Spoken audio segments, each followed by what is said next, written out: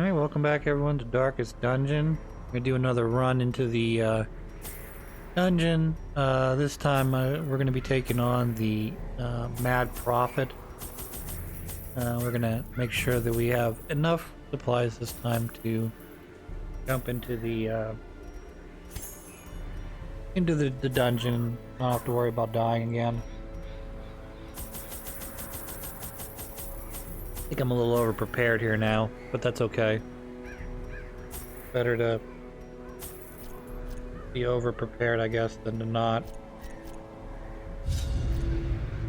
Excavations beneath the manor were well underway when a particularly ragged indigent arrived in the hamlet. This filthy, toothless miscreant boasted an uncanny knowledge of my ambitions and prognosticated publicly that, left unchecked, I would soon unleash doom upon the world. As if the ancestor would release doom upon the world Mindless with his reverberate maddeningly. massive knowledge of the infinite. You know.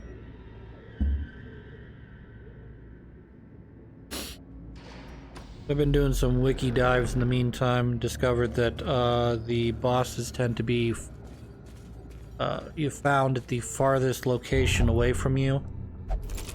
And yes, my Crusader steals stuff occasionally, which I'm gonna have to eventually remove that perk, but not super important to me right now.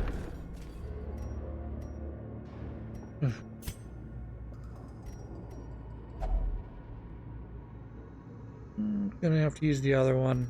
That one. Free money. Gold, trinkets and baubles. Baubles. Paid for in blood. Kind of.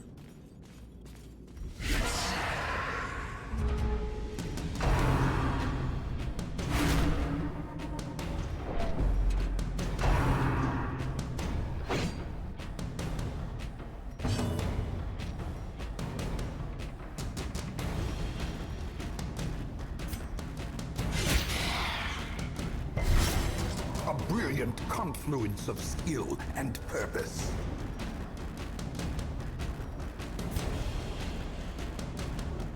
A decisive pummeling. Watch enough or listen or read or care enough about this game, one of the biggest suggestions that they make is get rid of anyone who deals stress. Their formation is broken. Because maintain the offensive. Everything can be easily, food can heal the wounds of the body, but The blood managing stress is much more difficult because the game's main mechanic is built around the stress mechanic, where it's like, oh hey, you can, once your stress builds up to a certain point, you either go insane or you somehow pull out a virtuous trait, so that's gonna they make it easier for you to heal yourself physically than you are mentally, which point of the game. But because of that, that means that stress dealers like that skelly man with the goblet in the back, they gotta be the first to go.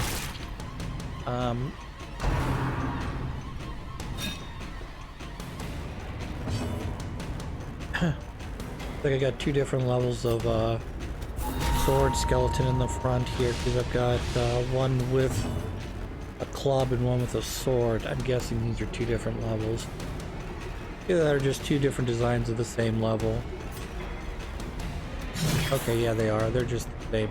They're just two different designs. I'm sorry. I thought one indicated one was stronger than the other, which eventually we are going to start to run into stronger versions of enemies. As the fiend falls, a faint hope blossoms. But yeah, that's one of the things that you gotta think of when you're balancing out your party. It's not just how much damage can I do, You know, can I heal that damage? And then can I get to the back row? Because Executed with as we saw with the Necromancer, we saw with,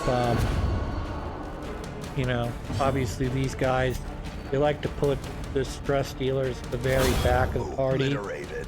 So you need the ability to reach out and either shoot them or pull them to the front. Because if you have to clean up after the corpses, it becomes a lot more difficult to Press this advantage. Give them no quarter. deal with. Remind yourself that overconfidence is Another a thing slow that's and kind of nice, insidious killer. but you don't necessarily have to build your party around, is the ability to move around in the party and have attacks at every location. Yeah, it doesn't do anything. Yeah, I'm not sure there's anything I can do. Insight. Ruins Tactician. Hooray, that's a buff. Yeah, we're not going down because I don't need to. Oh, this is definitely one of those things that I do need to cleanse, though. Cleanse with holy water. Yes. I did that on the right guy, too. Get the most stress, I used it on that, got the least amount of stress. If there's any way to cleanse this thing. Sometimes the better part of Valor is just not to fucking touch it. I'm getting to that point where if I can't figure out how to cleanse the stupid thing, I'm just gonna stop touching it.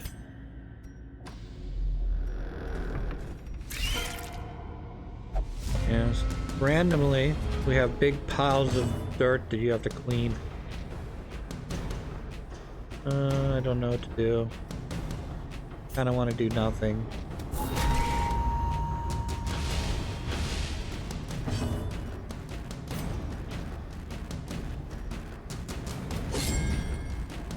Fail. This is the part I was talking about with the movement. Cleansed from our You've got 2, preferably 3 characters that can move. You can do what I just did there, where I did Holy Lance, which is a move. You know, you're moving the character up, and then Be wary. Jester has it as well, where you can move forward or backward depending on what move he's using. Oh yeah, I'm just gonna reset their order.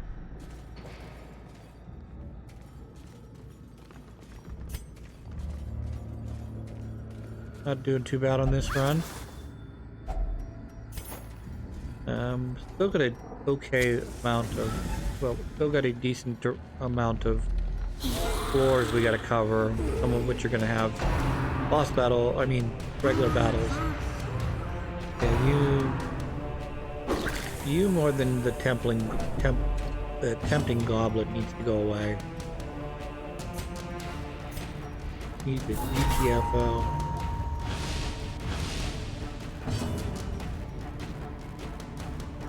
Stunning blow.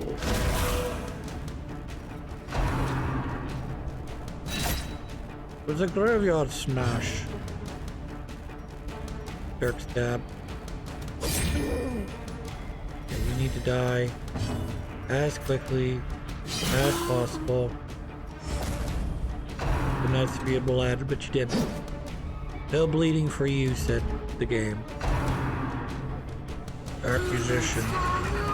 IQ's total mustard in the dungeon with the insanity. A cup of insanity, in fact. There's a good double kill.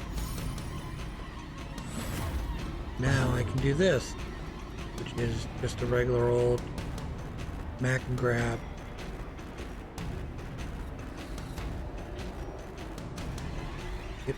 Might him. With stunning blow, that works too. Not as much damage, if any, but it does prevent him from attacking this turn, which is, in my estimation, a good thing.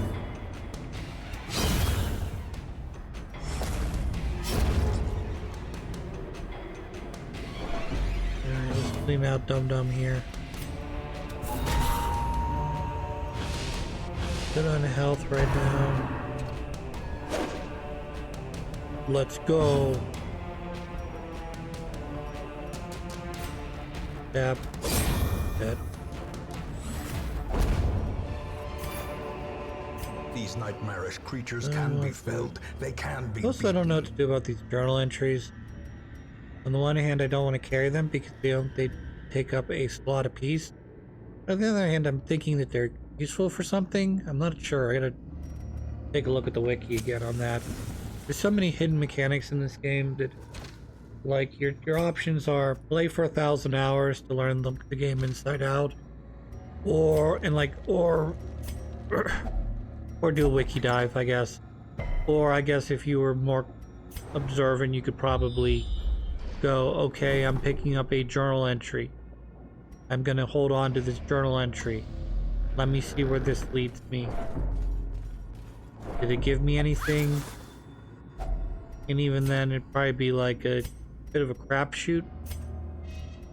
Because, you know, collecting journal entries doesn't give you much, but after you've collected, say, 5 or 10 of them, maybe it does give you something. I don't think it actually does give you anything, if I'm not mistaken. It's just a matter of like, hey, do you want to learn the lore? You better collect them. Collect them all, buddy.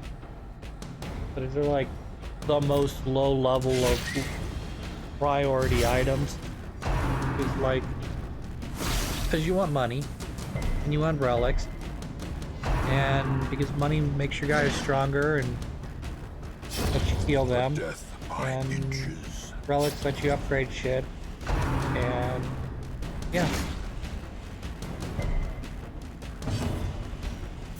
Obviously food, torches, they keep you alive so your guys don't die, so you know they can power up. You don't have to watch one of your level 6, you know, characters. We'll just say, in this case, we'll say Crusader. I'm sure at some point he'll die. Great is but, the weapon that cuts on its own. You spent the whole game leveling up your Crusader to 6, and then like a series of very unfortunate attacks or stress events hits him and has a heart attack and dies. Just like, no, I spent all that time training with you. Why did you have to die? A blazing star is born. The game has another mechanic where at a certain point when a character goes over a level, so I think for like say I think they can only be +1 level over whatever the mission is. If they're more than a level over, I don't think they will participate. So, because characters go up to level 6, and I believe the missions go up either to 6 or 7. Yeah. Chomp, chomp, chomp. I'm making room. Maybe for some stuff. Even though I know my stuff is all pretty much maxed out at this point. I.e. these characters all have items on them. I don't care about the torch. I'm just looking to see if I have any room to drop an item into.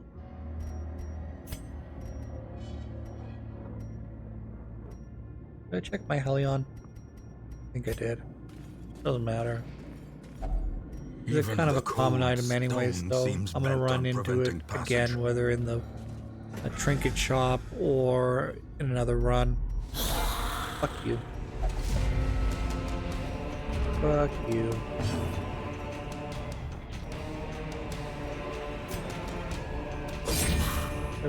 We stuck you with a knife. My knife makes you bleed. Not in this case, because I'm not sure skeletons can be affected by bleed.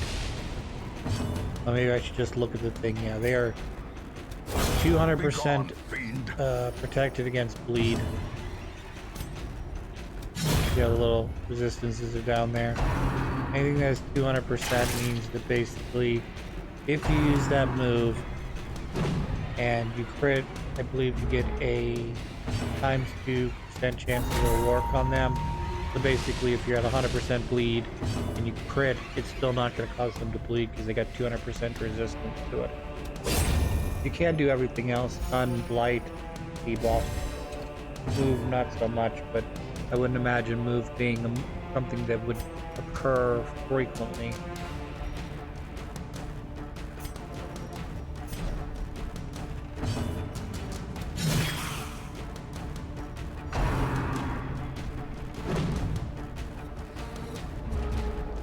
Come, Jester, let's finish this. Would be a perfect opportunity to use finishing or this whatever it is, expedition the at end. least promises success. Yeah, skeleton reveals heirlooms. Let us continue on. I'm not sure why I'm going down this way. I know this is not the direction to go to for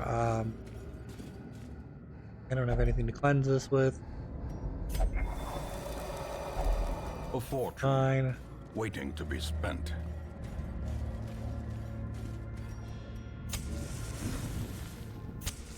The way is lit. The path is clear. We require only the strength to follow it. I'm sorry, this is the boss, isn't it? The madman hides there, behind the pews, spouting his so he's- mindless drivel. He's a pain in the ass because he's got these wood planks in front of him, so he's hiding in the back row.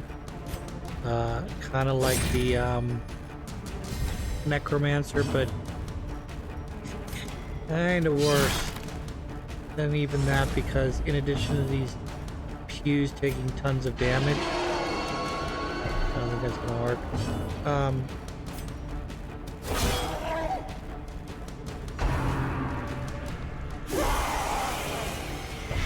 Yay, blight. Go like blight, bubble of pain. When that hits, it is a devastating attack. Like, hey, you guys have like 27 health. I'm gonna do 15 of that in this one attack. Have fun.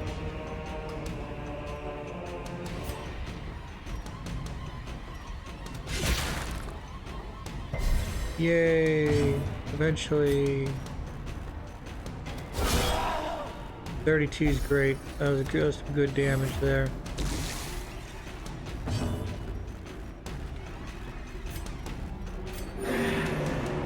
Yes, buff.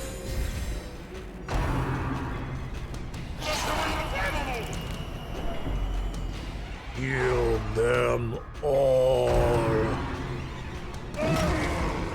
Yeah, look at that. 20, roughly 20 and 10 damage. It's freaking devastating, isn't it? Luckily, you can do this on yourself. Do it. Do it. A momentary Karen, abatement. that's not great, but it's not terrible either. About as good as the Vestal would do, I think, on her turn.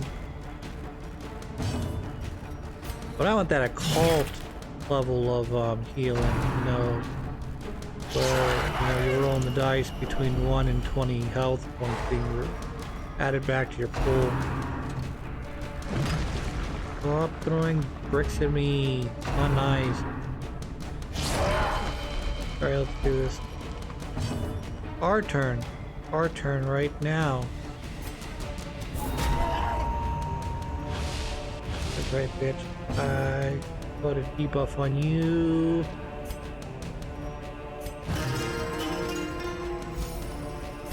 Nice.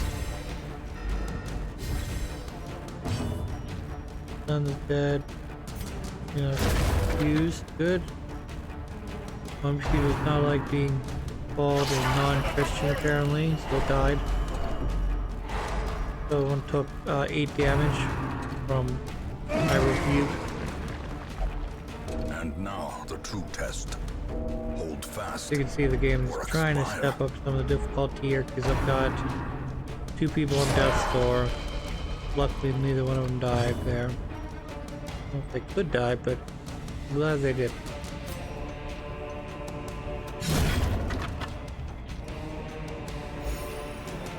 Come on. Meaning ears. Yeah, I'm lucky the jester didn't Blurred die. vision. The end of Got 3 more guys I need to take care of. Okay, let's press again.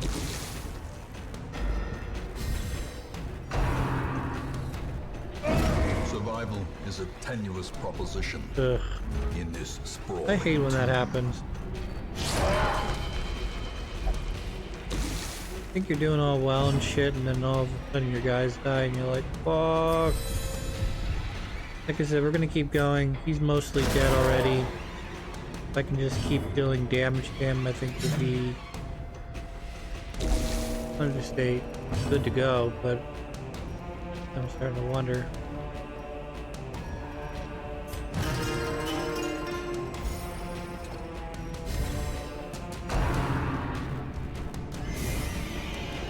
Good dodge. Not so good. I mean, good dodge. I mean, just not so good dodge. Bob.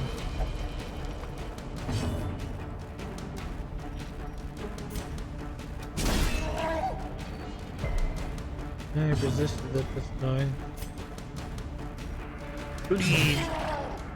And damage is good.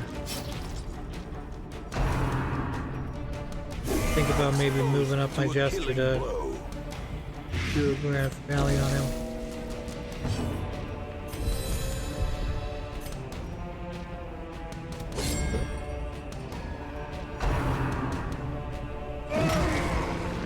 Suck it. Rubbing off the person.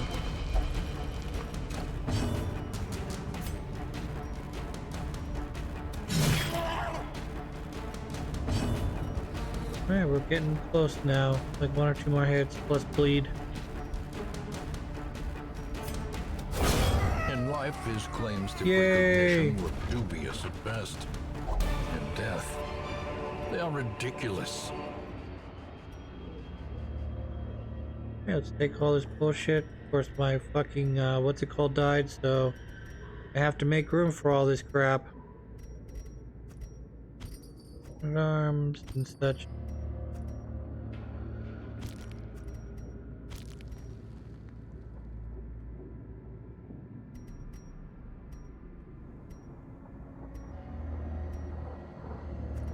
Yep, let's collect all this good loot here. I'm gonna make room for it, and then once I'm done, I think we'll cut the episode. When we come back, we're gonna do another run.